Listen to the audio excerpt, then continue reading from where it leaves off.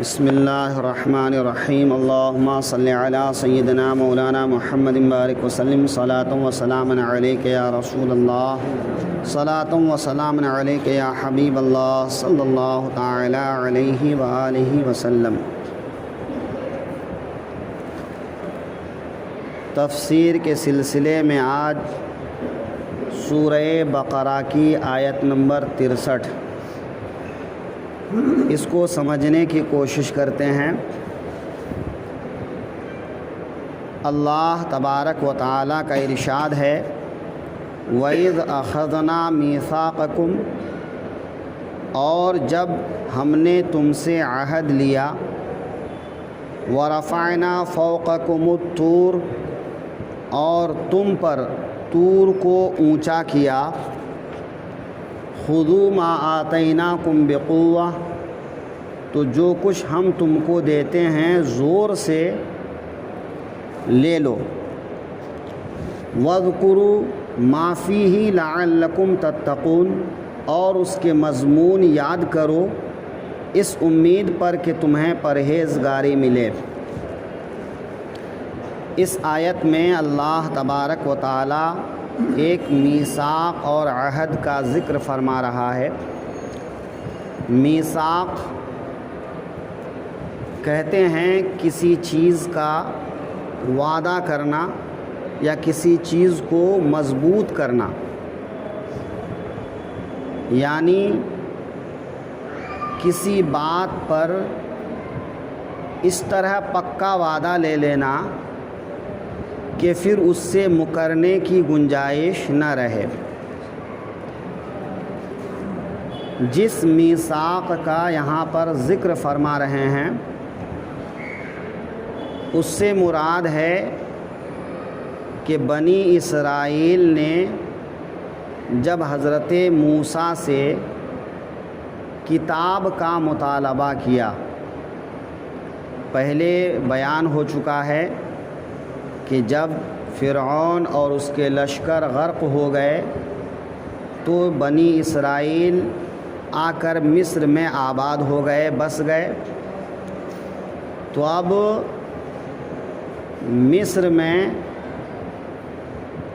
بسنے کے بعد انہوں نے اللہ کی ایک کتاب کا مطالبہ کیا کہ جس کی روشنی میں وہ اپنی زندگی گزار سکیں۔ تو حضرت موسیٰ علیہ السلام نے فرمایا کہ کتاب کا مطالبہ کر رہے ہو ٹھیک ہے، اگر اللہ تعالیٰ نے کتاب عطا فرما دیا تو اس کے اندر جو احکام ہوں گے ان احکام سے پھر انکار کی گنجائش نہیں رہے گی۔ تو کیا تم لوگ پکا وعدہ کرتے ہو، مضبوطی کے ساتھ وعدہ کرتے ہو کہ تم لوگ اپنی بات پر قائم رہو گے؟ چونکہ حضرت موسیٰ بھی جانتے تھے کہ یہ کسی بات پر قائم رہنے والے لوگ نہیں ہیں۔ تو حضرت موسیٰ نے میثاق لے لیا کہ اگر تم لوگ اس بات پر قائم رہ سکو تو میں اللہ تعالیٰ سے کتاب مانگتا ہوں۔ تو سب نے وعدہ کیا، میثاق عہد کیا کہ ہاں ہم اللہ کی کتاب پر عمل کریں گے، اس سے روگردانی نہیں کریں گے۔ تو سارے بنی اسرائیل نے میثاق یعنی عہد لیا۔ تو اس طرح سے تمام لوگوں کا میثاق لینا، عہد کرنا مراد ہوگا، یا پھر یہ کہ جب حضرت موسیٰ 70 لوگوں کو لے کر طور پہاڑ پر گئے اور وہاں ان لوگوں نے جو کچھ کیا اس کا ذکر ہو چکا کہ ان پر موت آئی، پھر حضرت موسیٰ کی دعا سے وہ لوگ زندہ ہوئے۔ تو جب کتاب عطا کی گئی تو وہ 70 لوگ اس کتاب کے احکام کو سن کر دیکھ کر گھبرا گئے اور انکار کر بیٹھے کہ ہم سے یہ نہ ہو سکے گا، ہم اس پر عمل نہیں کر پائیں گے۔ تو جب انہوں نے انکار کیا تو اللہ تعالیٰ نے طور پہاڑ کو ان کے سروں کے اوپر اتنا قریب کر کے رکھا کہ ایک انسان کے قد کے برابر ان کے سر سے صرف الگ تھلگ تھا۔ تو اللہ نے جبریل سے حکم فرمایا، جبریل نے طور پہاڑ کو جڑ سے اکھاڑ کر ان کے سر پہ اس طرح سائبان کر دیا کہ بس اب گرتا ہے تب گرتا ہے۔ تو یہ بنی اسرائیلی ابھی تو تھوڑی دیر پہلے مر کر زندہ ہوئے تھے، تو موت کا مزہ چکھ چکے تھے۔ تو جب اللہ تعالیٰ نے طور پہاڑ کو ان کے سر پہ سائبان کی طرح کر دیا تو بہت گھبرائے۔ اب حضرت موسیٰ نے کہا یا تو مانو، چونکہ تم نے مطالبہ کیا تھا، تمہارے مطالبہ پر اللہ نے کتاب دیا، تو یا مانو یا پھر پہاڑ تمہارے سر پہ گرایا جاتا ہے۔ تو وہ سب جو ہے سجدے میں گر گئے، مگر سجدہ کیے تو کیسا؟ پیشانی زمین پر رکھ کر سجدہ نہیں کیے، وہ ایک گال زمین پر رکھ کے سجدہ کیے، تاکہ ایک گال زمین سے لگا رہے اور دوسری گال پہاڑ کی طرف، کہ پہاڑ کو وہ دیکھتا رہے کہ پہاڑ گر رہا ہے کہ نہیں گر رہا ہے۔ تو اس طرح سے جو ہے وہ سجدے میں گرے اور وعدہ کیا کہ ہم انکار نہیں کریں گے، اس کتاب پر عمل کریں گے، ہم کو معاف کیا جائے۔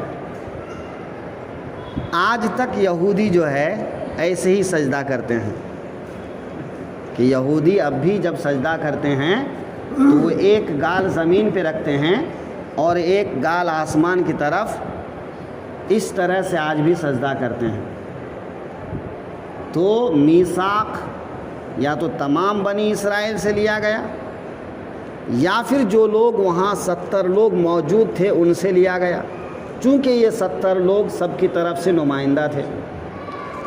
تو طور پہاڑ کو یا تو ان 70 لوگوں کے سر پہ لا کے رکھا گیا تھا، یا پھر جو ہے تمام بنی اسرائیل کے سر پہ، کہ جب حضرت موسیٰ توریت لے کر واپس آئے تو پہلے تو وعدہ لے چکے تھے کہ عمل کریں گے، لیکن جب کتاب کے اندر سخت احکامات دیکھے اب گھبرائے، اب کہنے لگے نہیں ہم عمل نہیں کر سکتے، ہم اس کو مان نہیں سکتے۔ تب اللہ تعالیٰ نے حضرت جبریل کو حکم دیا کہ طور پہاڑ کو جڑ سے اکھاڑو اور تمام بنی اسرائیل کے سر پہ سائبان کی طرح کر دو۔ اور 4 فرسخ یعنی 4 کوس میں پھیلے ہوئے یہ بنی اسرائیل تھے، تو پہاڑ کو بھی اتنا بڑا کر دیا گیا، اسی طرح وسیع اور عریض کر دیا گیا کہ سب کے سروں تک وہ پہاڑ پہنچ گیا۔ تو اس طرح سے جو ہے ان کو ڈرایا گیا کہ یا تو مانو یا پھر یہ پہاڑ گرتا ہے اور تم سب ہلاک ہوتے ہو۔ تو سب سجدے میں گرے اور سب نے اقرار کیا کہ ہم مانیں گے، ہے نا۔ تو اس آیت میں اسی کا ذکر ہے کہ جب تم سے میثاق لیا، عہد لیا، اور جب عہد سے تم مکرنے لگے تو ہم نے تمہارے سروں پہ طور پہاڑ کو ایسا کر دیا جیسا کہ کسی کے سر پہ سائبان ہوتا ہے۔ تو سائبان تو پناہ دیتا ہے، لیکن یہ پہاڑ کا تمہارے سر پہ کرنا یہ ڈرانے کے لیے تھا کہ یا تو مانو یا پھر اس کے نیچے دب کے مر جاؤ۔ تمہارے لیے دو ہی راستہ ہے۔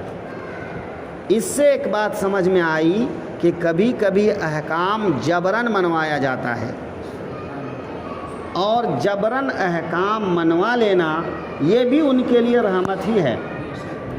بھئی جیسا کہ ایک مریض بیمار ہے، اپنی تکلیف سے تڑپ رہا ہے، لیکن ڈاکٹر نے جو دوا تجویز کیا ہے وہ اس دوا کو نہ کھا رہا ہے نہ پی رہا ہے، تو ایسی صورت میں کیا کریں گے؟ یا تو ڈاکٹر جبراً انجیکشن لگاتا ہے، یا گھر والے جبراً اس کو دوا پلاتے ہیں۔ چونکہ یہ جبراً اس کو دوا پلانا، یہ انجیکشن لگانا، یہ اس کے لیے فائدہ مند ہے۔ تو ایسے ہی جبراً بنی اسرائیلیوں سے تورات پر عمل کروانا یہ انہی کا فائدہ تھا۔ اس لیے اللہ نے فرمایا کہ پہلے تو مطالبہ کیا، اب منکر ہو رہے ہو، تو اب یا تو مانو گے یا پہاڑ کے نیچے دب کے مرو گے۔ تو جبراً اللہ تعالیٰ نے ان سے منوایا۔ تو ایک طرح سے یہ بنی اسرائیلیوں کا ہی فائدہ ہے کہ جب اس پر عمل کرے گا تو وہ دنیا آخرت میں عزت پائے گا۔ اور دوسری بات کہ یہ پہاڑ یا تو وہی طور پہاڑ تھا جس پر حضرت موسیٰ اللہ تعالیٰ سے کلام فرمایا کرتے تھے، یا پھر کوئی عام پہاڑ تھا کہ کوئی بھی پہاڑ، تو دونوں ہو سکتا ہے، لیکن زیادہ تر مفسرین نے کہا ہے کہ یہ وہی طور پہاڑ تھا۔ اور یہاں پر اسی کی طرف اشارہ بھی موجود ہے کہ اللہ تعالیٰ فرماتا ہے وَرَفَعْنَا فَوْقَكُمُ الطُّورَ، کہ تمہارے اوپر ہم نے طور پہاڑ کو رکھا۔ تو یہ پہاڑ جو ہے ایسا نہیں تھا کہ جڑ زمین سے لگی رہے اور صرف ان کو جھکا دیا جائے، چونکہ بعض مفسرین نے اس طرح کہا ہے، تو اس کا جو ہے انکار کیا گیا کہ نہیں ایسا نہیں، بلکہ جڑ سے اس کو اکھاڑ لیا گیا تھا۔ اور یہ کوئی بعید نہیں ہے، اللہ قادر مطلق ہے۔ تو اللہ تعالیٰ نے جبریل کو حکم دیا، جبریل نے جڑ سے اس کو اکھاڑا اور ان کے سر پہ ایسا کر دیا۔ اسی کو یہاں پر بیان فرما رہا ہے وَإِذْ أَخَذْنَا مِيثَاقَكُمْ، اور جب ہم نے تم سے عہد لیا، وَرَفَعْنَا فَوْقَكُمُ الطُّورَ، اور تمہارے سروں پہ طور کو اونچا کیا، تمہارے سروں پہ طور کو اونچا کیا، ہے نا۔